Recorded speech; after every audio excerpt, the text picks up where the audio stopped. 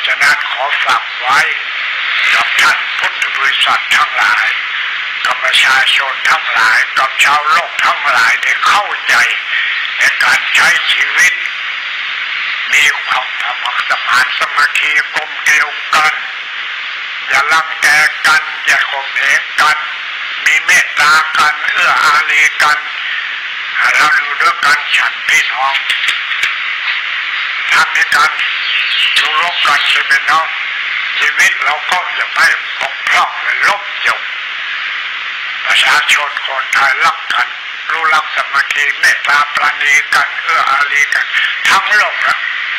ทั้งโลกคนในโลกนี้เกิดมาเป็นมนุษย์ผู้มีจิตใจสูงต้องมีจิตใจสูงแล้วก็เมตตาปราณีกันสูงอย่าเบียดเบียนกันอย่าลังแกกันอย่าข่มเหงกันอย่าทะเลาะเบาะแว้งกันแต่มุ่งมั่นหมายมั่นในความสามัคคีเมตตาปราณีเอื้ออารีมีอะไรก็สร้างสรรค์กันไปแบ่งกันไปใช้กันไปอยู่ร่วมกันเป็นสุขเพราะเราไม่ถึง100 ปีเมื่อไม่ถึง100 ปีเราจะคิดว่าเราจะใช้ชีวิตของเราไปวันเดือนปีเนี่ยยังไงอันนี้ต้องมีสติความระลึกได้สัมปชัญญะความรู้ตัวและมีอัปปมาทธรรมไม่ประมาทมัวเมาในสิ่งเสพติดใช้ชีวิตพอมีพอเพียงอันนี้เขามุ่งมั่นหมายมั่นอย่างนี้ถ้าพูดอย่างนี้ประชาชนคนไทยเข้าใจถ้าไม่เข้าใจก็ไปศึกษาธรรมวินัยในศีล 5ปานาทินากเมมุสาสุราให้เข้าใจในหลักการใช้ชีวิตไม่ใช่จะใช้ชีวิตฟุ่มเฟือยขาดสติสัมปชัญญะและปัญญาเราก็ล่มจมเราต้องการให้ชีวิตของเรารุ่งเรืองพอมีพอเพียงพอมีพอกินแล้วก็อยู่เป็นสุขแล้วถ้าพูดอย่างนี้ญาติโยมสาธุชนทั่วโลกคงเข้าใจแต่ข้าพเจ้าไม่ได้พูดถึงภาษาต่างประเทศพูดภาษาไทยเราให้ท่านไปแปลเอาในประโยคความพูด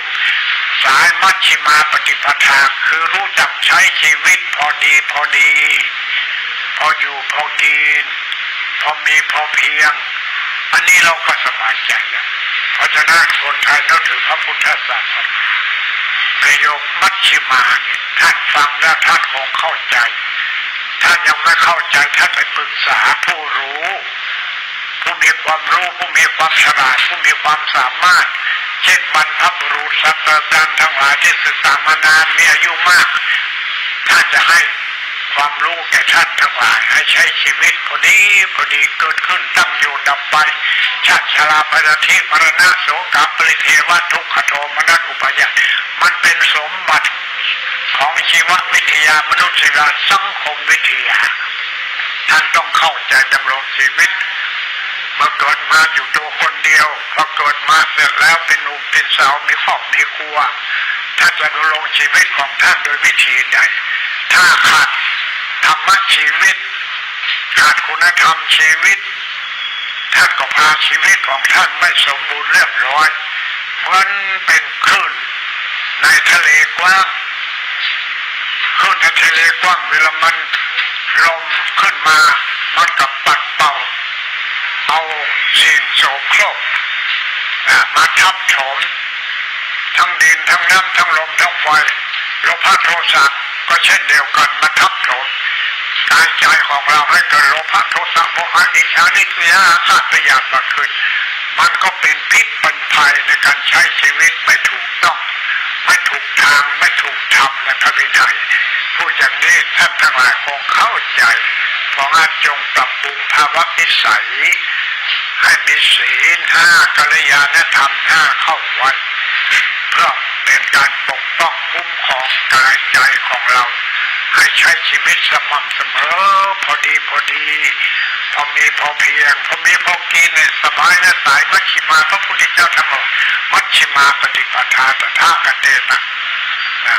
ทุกคนพิสูจน์ทั้งหลายเธอทั้งหลายจงเที่ยวไปเพื่อความโปรดเพื่อความทุกข์ของคนหมู่มากเพื่อความสุขของหมู่มากเพื่ออนุเคราะห์โลกข้าพเจ้าเองก็ใช้หลักนี้หลักนี้รีบไปในชนบทเนี่ยไปดูความเป็นอยู่ประชาชน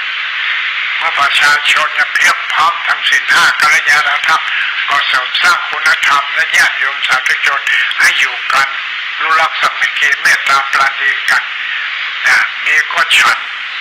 มีก็กินไม่มีก็เฉยเลยหมดกันโยมยึดหลักทุกวันนี้ข้าพเจ้าก็ยึดหลักมีก็ฉันไม่มีก็เฉยเลยหมดกันโยมเพราะกังวลเพราะงั้นเราใช้ชีวิตสละอดทนมั่นคงแข็งแรงแฝงความรู้ต่อสู้กับสังกำจัดสิ่งเสพติดเสริมสร้างชีวิตพอมีพอเพียงนี่พระบาทสมเด็จพระเจ้าอยู่หัวพระองค์เป็นห่วงพระสงฆ์นิกรของพระองค์จึงแสดงทัศนวิสัยของพระองค์ให้ประชาชนได้เข้าใจในการใช้ชีวิตถูกต้องถูกทางถูกธรรมถูกวินัยถูกศีลห้าเนี่ยศีลห้ารักษาไว้ให้ดีกัลยาณธรรมห้ารักษาไว้ให้ดีเท่านี้ก็เป็นสุขแล้วพอสมควรแก่ชีวิตของเราชีวิตของเราไม่ถึง100 ปีมันก็จะหมดลมหายใจแล้วมันก็ทิ้งอยู่ในแผ่นดินแล้วก็เกิดบนแผ่นดินแล้วเมื่อสิ้นชีวิตมันก็ฝังไว้บนแผ่นดินเพราะงั้นจงรักษาแผ่นดินแผ่นน้ำต้นไม้ลำธารต่างๆนี้อย่าบุกรุกทั้งป่าหรือนี่ก็อากาศก็ไม่ดีเพราะอะไรเพราะเผาป่ากันแย่ไม่รู้ใครเป็นใครเหมือนกันจะเผาป่าในว่าโทษกันทั้งนั้นแต่ว่าโทษคนที่ไม่รู้จักคุณค่าของดินน้ำไฟลมยังใช้ดินน้ำไฟลมไม่ถูกทางไม่ถูกทำยังก่อวิกฤตทางสังคมเพราะงั้นตื่นเช้าลมเย็นเป็นสุขพอเที่ยงวันมันก็ร้อน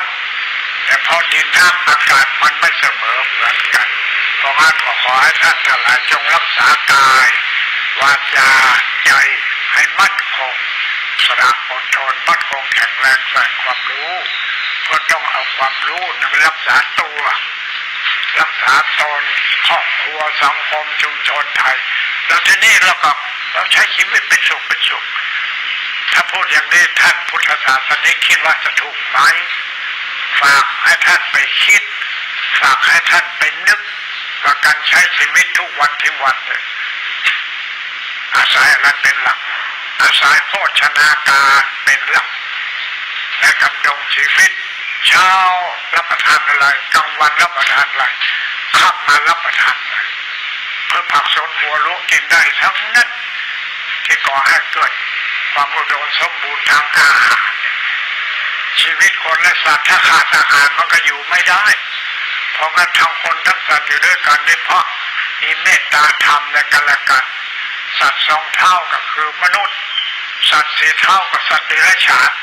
เพราะนั้น2 เท่า4 เท่าอยู่ด้วยกันได้เป็นสุขเป็นหมื่นปีมันเป็นอย่างนั้นนะเพราะงั้นขอแสดงความยินดีผู้จัดรายการ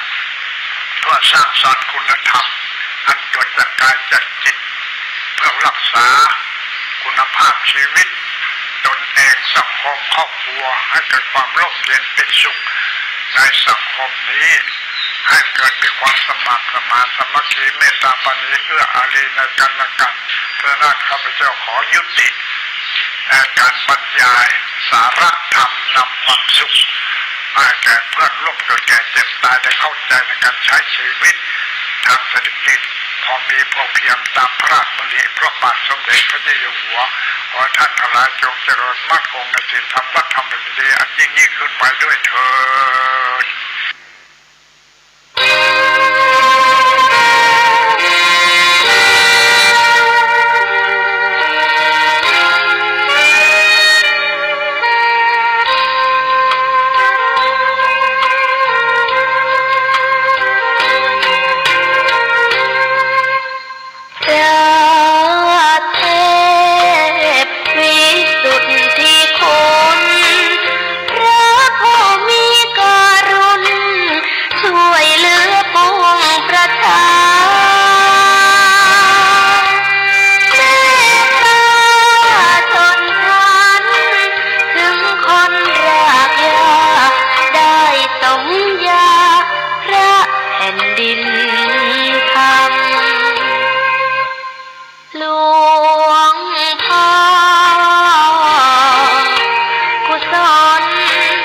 ช่วยบันดาลดล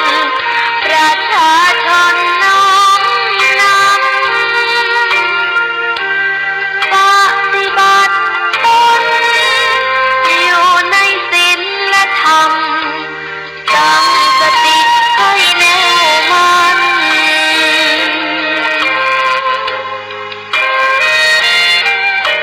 สวัสดีครับท่านผู้ฟังที่เคารพ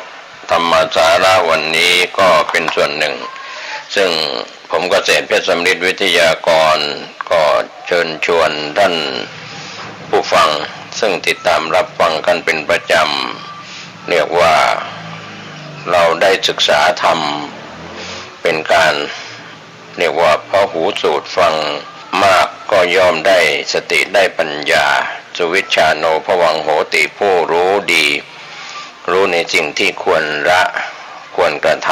ำละชั่วทำดีทำใจให้สะอาดบริสุทธิ์ตามโอวาทคำสอนของพระพุทธเจ้าหลายท่านที่ติดตามรับฟังก็ย่อมจะได้คิดตามพิจารณาตามดังที่ผู้ดำเนินรายการได้พูดว่าให้ทุกท่านได้แสดงออกเริ่มที่ใจเริ่มที่สมองเริ่มที่ความรู้สึกนึกคิดเสียก่อนบางคนก็บอกว่าเราไปใช้ใจใช้ความรู้สึกใช้สมองมากเกินไปเรียกว่าเป็นคนที่มีความรู้สึกมากเกินไปความจริงหลายสิ่งหลายอย่างก็มองว่าคนที่เข้าใจผิดที่หลงทางแล้วก็ไม่ถามไถ่ผู้รู้ที่เป็นบัณฑิตก็คิดว่าตนเองเข้าใจถูกแล้วความจริงก็หลงทางไม่ใช่ทางไปสู่ความหลุดพ้น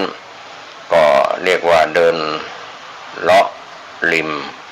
ทางที่จะไปสู่จุดหมายปลายทางแต่ก็ไปเจอสองข้างทางมีสิ่งที่ชวนให้แวะแล้วก็ไม่สามารถจะเดินทางต่อไปได้สิ่งที่แวะอยู่สองข้างทางที่เป็นของรอดใจก็คือความสุขความสงบลาภสักการะต่างๆยศถาบรรดาศักดิ์ตำแหน่งหน้าที่การงานหัวโขนที่เขาสวมให้ถ้าฝ่ายบรรพชิตเราก็เป็นพระราชาคณะเป็นพระครูเป็นการแต่งตั้งกันโดยสมมติไม่ว่าจะเป็นส่วนของเถรวาทหรือมหายานก็ตามนั่นคือเป็นเรื่องของการสมมติกันไม่ใช่ของจริงก็สมมติว่าเป็นของจริงของจริงๆเราก็เข้าไปรู้ไม่ได้เมื่อรู้ไม่ได้ก็หลงว่าสิ่งที่เราได้เป็นของจริงของแท้วันนี้ตั้งแต่เราเกิดมาจำความได้พ่อแม่ครูบาอาจารย์รวมไปถึงพระคุณเจ้าตามวัดวาอารามต่างๆเป็นผู้เทศนาธรรมสั่งสอนธรรมในฐานะเราเกิดเป็นลูกของชาวพุทธมาตั้งแต่ต้นตระกูลจนบางตระกูลนั้นได้แปรผันจากตระกูลชาวพุทธเป็นตระกูลชาวคริสต์หรือเป็นตระกูลชาวมุสลิมอะไรก็แล้วแต่หรือชาวต่างศาสนาในอินเดียก็มีพราหมณ์มีฮินดูมีโยคี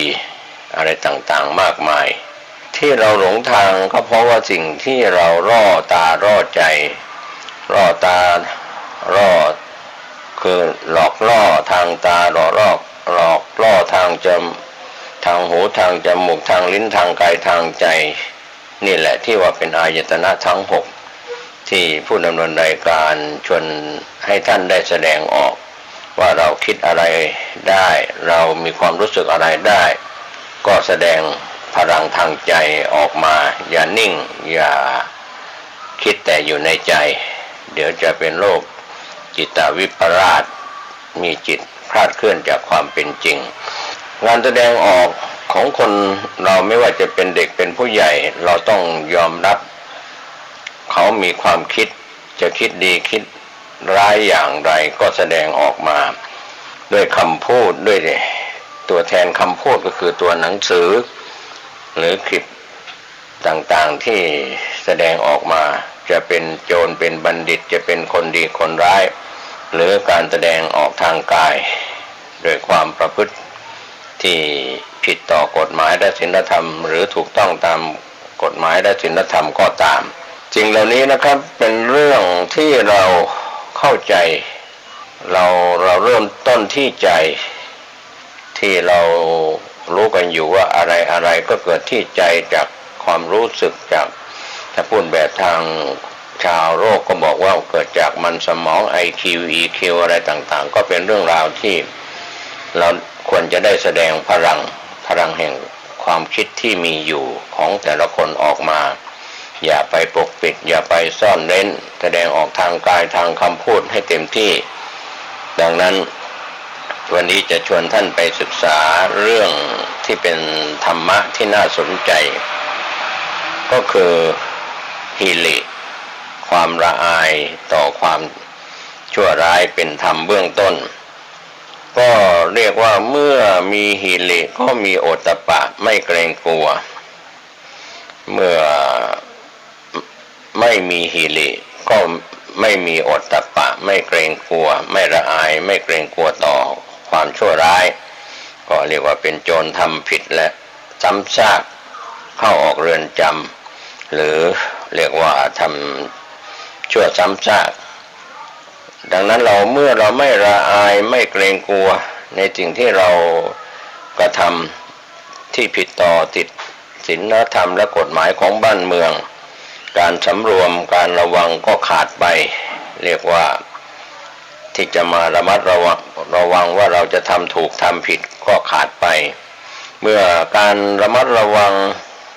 ว่าเราจะทำถูกทำผิดขาดไปแล้วศีลก็ไม่มีดังนั้นการสำรวมการระวังละอายบาปเกรงกลัวบาปที่แม้แต่ในปัจจุบันเนี่ยสมมุติให้เป็นแต่งตั้งสถาปนาเป็นอะไรก็แล้วแต่บางครั้งคำว่าสันดอนที่สูงเนี่ยขุดได้แต่สันดานอนุวาสนาความเคยชินนั้นขุดไม่ได้เพราะฉะนั้นเมื่อคนเราไม่ระวังก็ศีลก็ขาดเมื่อศีลไม่มีความเห็นที่ถูกต้องหรือจิตใจที่จะสงบโดยถูกต้องที่ไม่ได้แอบแฝงด้วยมารยาสาไถเรียกว่าสัมมาสมาธิก็ถูกตัดขาดไปนะครับท่านผู้ฟังก็เรียกว่าจิตใจก็ฟุ้งซ่านไม่สงบถูกศีลที่เราเรียกว่าวิปฏิสารความเดือดร้อนที่เราทำผิดศีลและก็ผิดต่อกฎหมายของบ้านเมืองเรียกว่าเดือดร้อนความสงบกายสงบใจก็ไม่เกิดเมื่อเป็นอย่างนี้เมื่อความสงบเสียหายไปความรู้เห็นตามความเป็นจริงก็ไม่มีหรือมีไม่ได้ดังนั้นการที่จะเข้าไปรู้ไปเห็นสิ่งที่จะให้หลุดพ้นจากกองทุกข์ก็ไม่มีไม่ได้ความเบื่อหน่ายความคลายกำหนัดก็ไม่มีในส่วนของเมื่อความเบื่อหน่ายความหลุดพ้นจากความกำหนัดไม่มีการที่จะหลุดพ้นจากกองกิเลสหรือสิ่งที่เป็นเครื่องเศร้าหมองก็ไม่มีเรียกว่าถูกกำจัดแล้วก็หมดไปเรียกว่าเป็นไปตามแดนแห่งความชั่วร้ายคือเริ่มต้นจากไม่ละอายบาปตามด้วยไม่เกรงกลัวบาปแต่ถ้าเราจะแก้ก็เริ่มต้นที่ฮิริมีความละอายบาปโอตตัปปะมีความเกรงกลัวบาปทุกสิ่งทุกอย่างก็จะดีตามมาเราก็จะสังวรระวังตาหูจมูกลิ้นกายและใจเมื่อเราระวังตาหูจมูกลิ้นกายและใจได้ดีศีลก็มาสัมมาสมาธิจิตใจที่ตั้งมั่นก็ตามมาเมื่อตามมาทุกสิ่งทุกอย่างความรู้เห็นตามความเป็นจริงก็ตามมาความเบื่อหน่ายหลุดพ้นจากความกำหนัดก็ตามมาและรู้แจ้งเห็นจริงต่างๆก็ตามมากิเลสอาสวะเครื่องหมักดองทั้งหลายก็หมดไปก็ถ้าเราจะมีข้ออุปมาเปรียบเทียบกันแล้วนะครับท่านผู้ฟังต้นไม้นี้ย่อมมีกิ่งมีใบถ้ากิ่งและใบนั้นวิบัติเสียหายไปแล้วกระเทาะก็ดีเปลือกกระพี้แก่นก็ไม่สมบูรณ์นี่เราดูได้จากกิ่งและใบของต้นไม้ที่วิบัติไปแล้วเสียหายไปแล้วต้นไม้ก็คงจะอยู่ได้ไม่นานเรียกว่ายืนต้นตายเมื่อความละอายบาปเกรงกลัวบาปมีอยู่การสำรวมระวังตาหูจมูกลิ้นกายและใจก็จะมีเป็นลำดับที่กล่าวแล้วในตอนต้นก็มาดูที่ต้นไม้ก็เริ่มที่กิ่งไม้และก็ใบเมื่อมีความสมบูรณ์ กระเทาะก็ดีเปลือกก็ดีกระพี้ก็ดีแก่นก็ดีก็ย่อมสมบูรณ์ภาษิตที่เป็นพุทธภาษิตเหล่านี้ที่พระพุทธองค์ทรงแสดงเรื่องความละอายบาปเกรงกลัวบาปเป็นธรรมสำคัญในเบื้องต้นทีเดียวที่มีอยู่ในจิตใจดังนั้นวันนี้หรือวันหน้าหรือที่ผ่านมาคนไม่ละอายบาปไม่เกรงกลัวบาปก็ย่อมทำความชั่วได้ทุกอย่างไม่ว่าจะอยู่ในเพศชายเพศหญิงจะเป็นบรรพชิตหรือคฤหัสถ์ก็ทำความชั่วได้ทุกอย่างจะอยู่ในวัดพระอารามหลวงหรือวัดราชหรือสำนักสงฆ์ก็ทำความชั่วได้ทุกอย่างหรือเป็นฆราวาสที่มีตำแหน่งหน้าที่การงานตั้งแต่สูงสุดจนถึงชาวบ้านธรรมดาก็เรียกว่าย่อมทำความชั่วได้ทุกอย่างทั้งในที่แจ้งและในที่ลับก็ทำความชั่วได้การทุจริตคอร์รัปชันคดโกงก็ตามมาเพราะขาดความละอายบาปเกรงกลัวบาปดังนั้นสังคมมนุษย์เราทุกวันนี้ยุ่งเหยิงก็เพราะเหตุว่าไม่ละอายไม่เกรงกลัวความชั่วร้ายทำผิดต่อศีลธรรมและกฎหมายของบ้านเมือง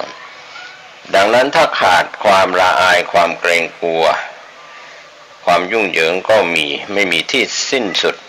สงครามโลกระจำระสายทะเลาะเบาะแว้งขัดแย้งกันก็สืบเนื่องมาจากการไม่ละอายบาปไม่เกรงบาปนี่เองดังนั้นที่เราได้นำธรรมะ2 ข้อมาชวนท่านคิดก็คือความละอายใจความเกรงกลัวสิ่งที่เราจะทำผิดที่มีอยู่ในใจเราจึงพูดกันว่าเป็นธรรมคุ้มครองโลกทั้งหิริและโอตตัปปะที่เราหลายท่านได้เคยศึกษาในนักธรรมตรีที่ผ่านมาหรือธรรมศึกษาตรีที่ผ่านมาว่าเป็นธรรมคุ้มครองโลกไม่ใช่คุ้มครองโลกคือแผ่นดินแต่คุ้มครองโลกคือหมู่สัตว์ที่อยู่บนแผ่นดินดังนั้นทุกชาติทุกศาสนาทุกคนทั้งหญิงทั้งชายทั้งเด็กทั้งผู้ใหญ่ทั้งคนไทยและชาวต่างชาติจึงเริ่มที่ใจถ้าใจไม่ละอายบาปใจไม่เกรงกลัวบาปก็เริ่มเสียความเป็นสมณะเสียความเป็นผู้ครองเรือนเสียจะอยู่ในตำแหน่งหน้าที่การงานใดๆก็เสียเราควรจะได้แสดงพลัง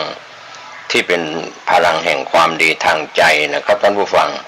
เมื่อเราละอายบาปเกรงกลัวบาปเราก็แสดงออกทางคำพูด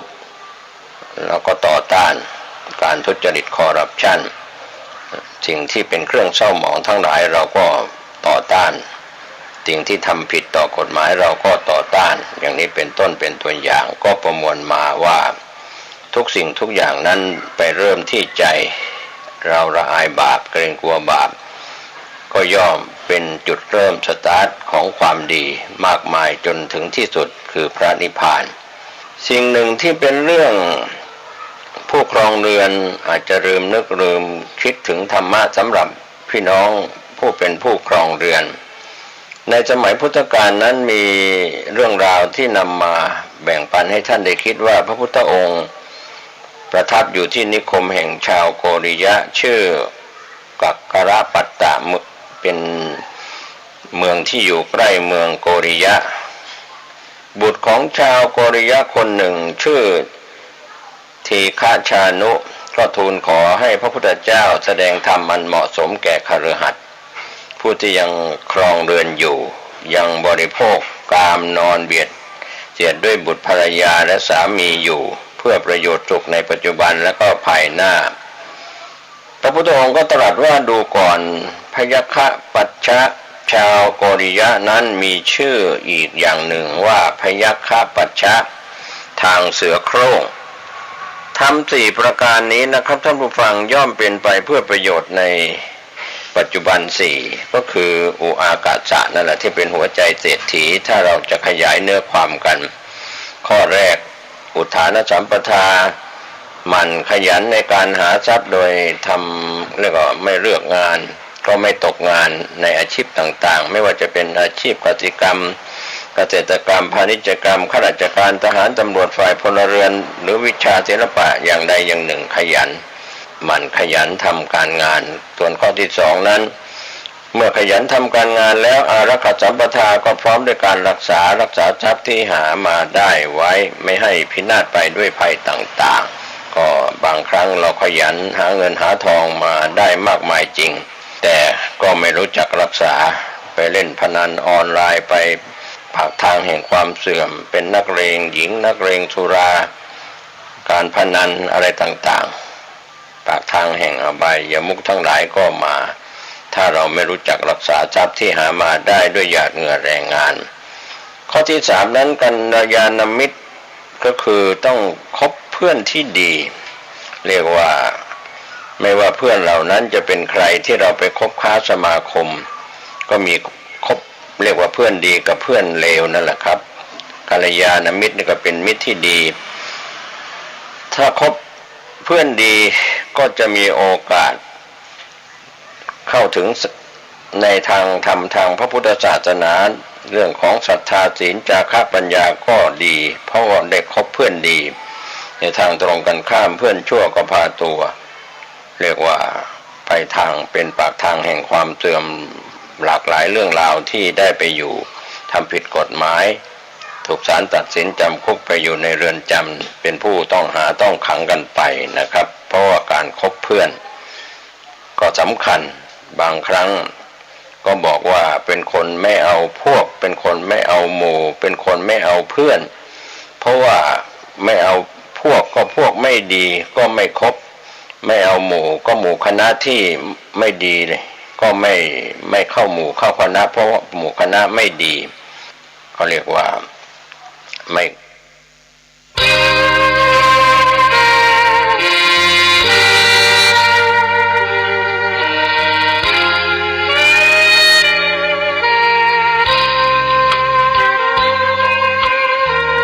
สวัสดีครับท่านผู้ครองเรือน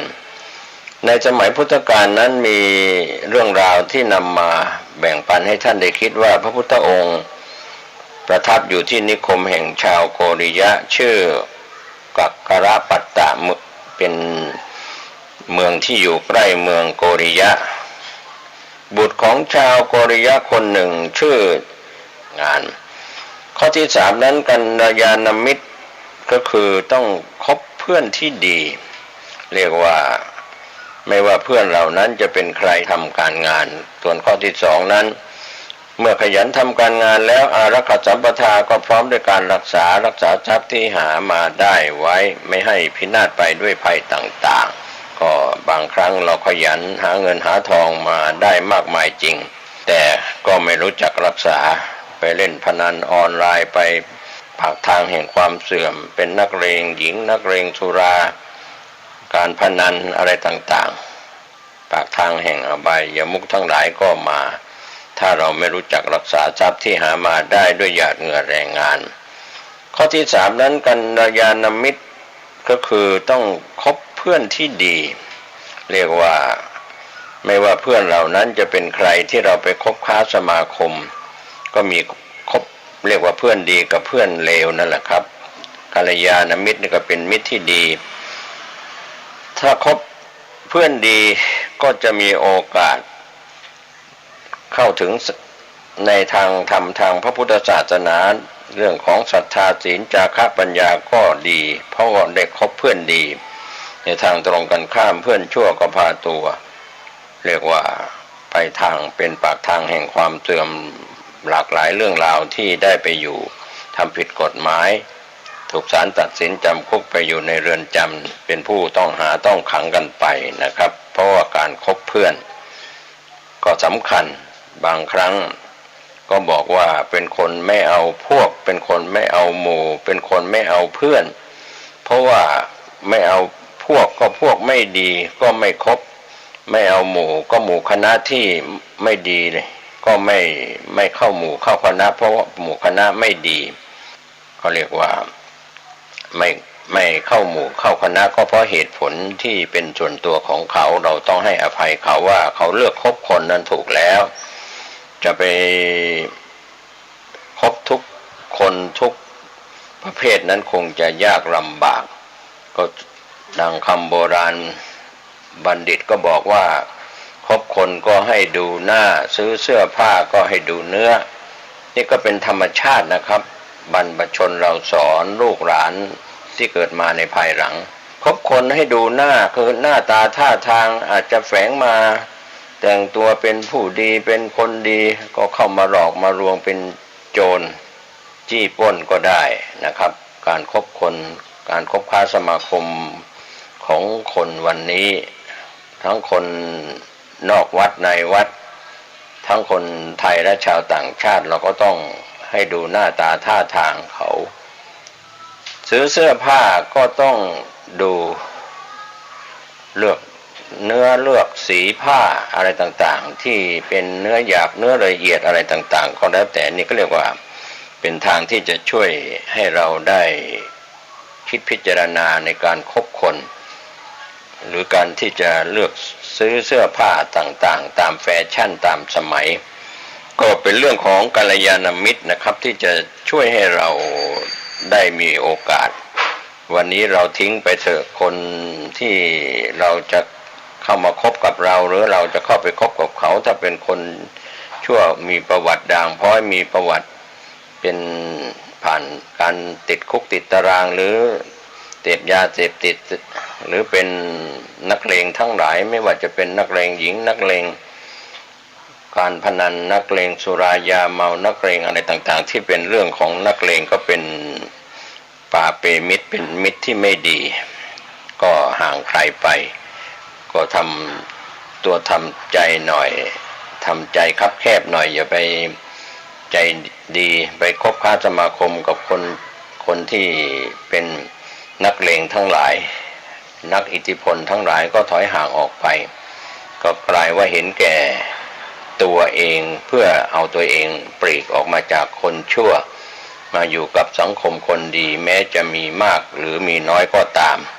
ก็เลือกคบคนก็จะไปบอกว่าเขาใจดำเป็นคนเห็นแก่ตัวไม่คบค้าสมาคมกับใครเพราะตัวเอง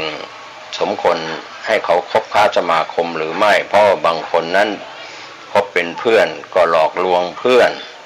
หลอกทุกอย่างทั้งเพื่อนหญิงเพื่อนชายในทรัพย์สินเงินทองก็หลอกลวงเรียกว่าหลอกลวงกันจนถึงที่สุดนะครับก็เรียกว่าอันนั้นใจดำเพราะว่าหลอกลวงไม่ได้คิดเลยว่าเขาเงินทองเขาทรัพย์สมบัติของเขาที่เราไปหลอกลวงเขามานั้นเขาหามาด้วยหยาดเหงื่อแรงงานหรือเป็นมรดกตกทอดจากวงตระกูลเขารักษามาข้อสุดท้ายคือสมัชชีวิตาเนี่ยนะครับท่านผู้ฟังการเลี้ยงชีวิตการเลี้ยงปากเลี้ยงท้องเนี่ยเพื่อปากเพื่อท้องเราทำมาหากินทุกวันนี้เราทำมาหากินเพื่อนำมากินมาใช้ก็เรียกว่าเลี้ยงชีวิต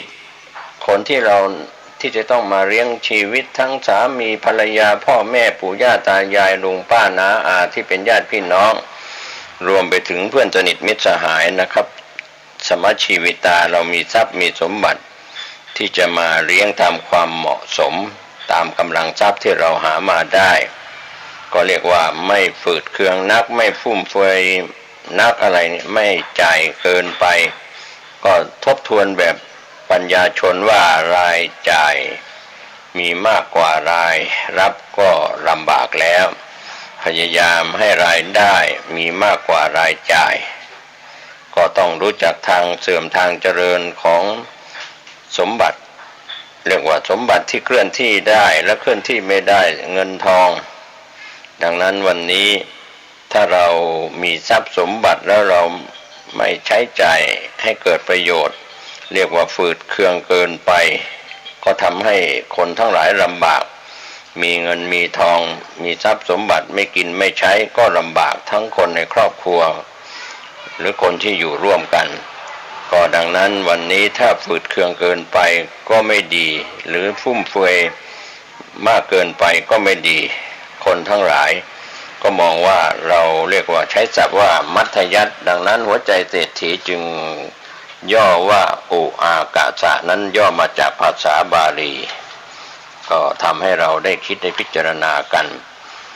คำสอนที่พระพุทธองค์ทรงตรัสสอนไว้ ในสมัยพุทธกาลว่าดูก่อนพยคปัชชะโภคทรัพย์ที่เกิดขึ้นโดยชอบแล้วเนี่ยมีทางเสื่อมอยู่4ประการ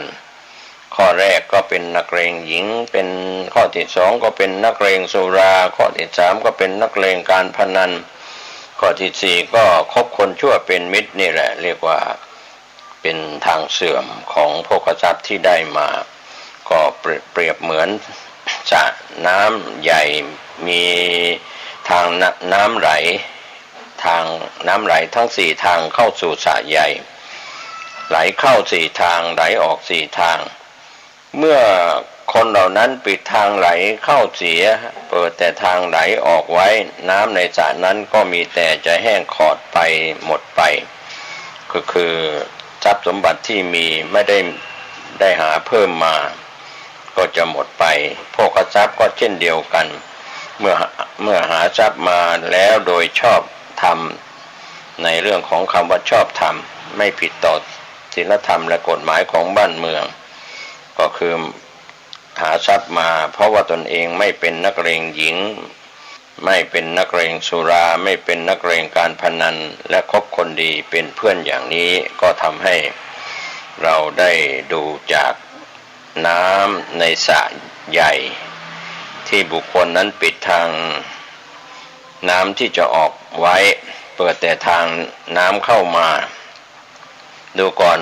พยคปัชชะธรรม4ประการนี้ย่อมเป็นไปเพื่อประโยชน์และความสุขในภายหน้าแก่กุลบุตร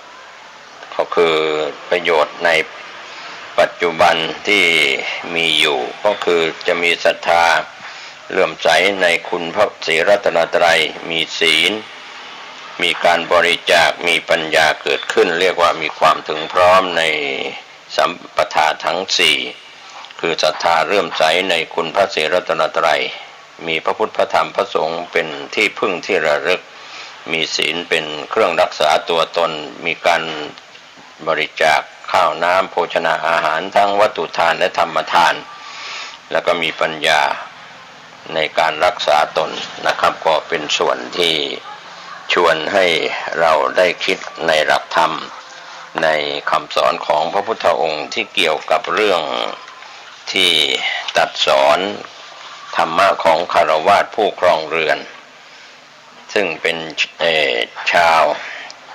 โกริยะนะครับในสมัยพุทธกาลพระพุทธองค์ไปประทับในนิคมชาวโกริยะ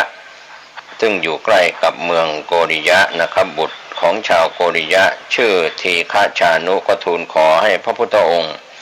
สอนธรรมะกับผู้ครองเรือนทำให้ผู้ครองเรือนนั้นที่เคยเป็นเรื่องปกติอยู่แล้วก็คือกิน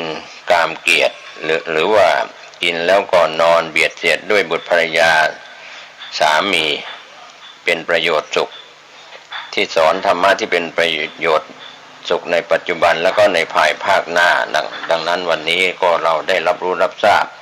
ธรรมะใกล้ตัวที่เป็นของผู้ครองเรือน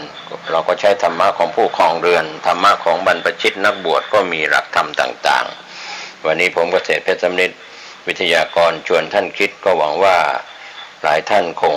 ได้แง่คิดในเรื่องที่เกี่ยวข้องละอายบาปเกรงกลัวบาปการคบมิตรทั้งในสิ่งที่มิตรดีๆหรือในการที่จะใช้หลักธรรมมาเป็นหลักประพฤติปฏิบัติตัวตนก็จะพ้นจากความทุกข์กายทุกข์ใจเดินทางกินใช้สมกับรายได้รายรับรายจ่ายสุขกายสุขใจทุกรูปทุกนามสวัสดีครับวันนี้รายการปกิณกะแห่งธรรมะตัวเจ้าก็นำมาพบมาปะกับญาติกับโยมอีกเช่นเคยณทางสถานีวิทยุแห่งนี้ในวันและเวลาเดียวกันนี้เป็นเวลา30 นาทีโดยประมาณคืออาจจะถึงและบัดถึงก็ได้เมื่อมาพบมาปะกันเขาก็จะไหว้พระสวดมนต์ฉบับย่อ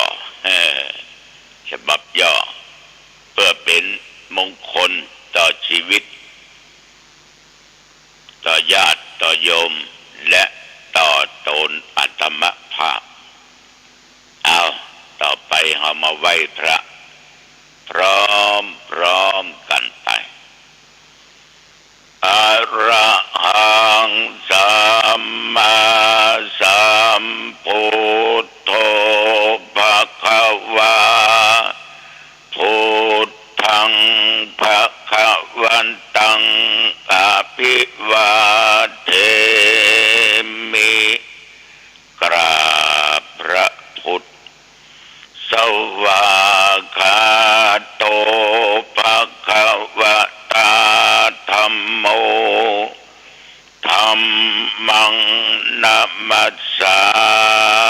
มิกราบพระธรรมสุปฏิปันโนภะคะวะโตสาวกสังโฆสังฆังนะมา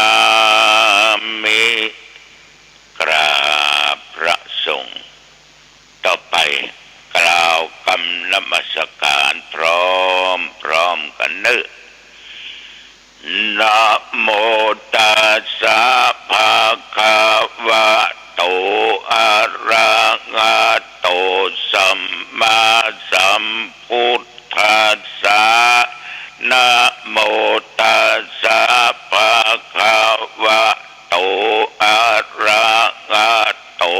สัมมาสัมพุทธัสสะนะโมตัสสะภะคะวะโต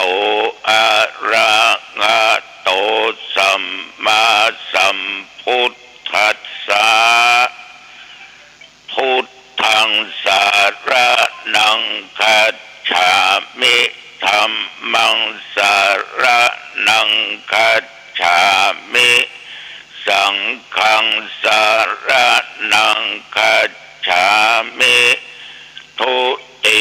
ยัมปิพุทธังสารนังคัจฉามิทุติยัมปิธัมมังสารนังคัจฉามิทุติยัมปิสังฆังสารนังคัจฉามิตติยัมปิพุทธังสารนังคัจฉามิตติยัมปิธัมมังสาร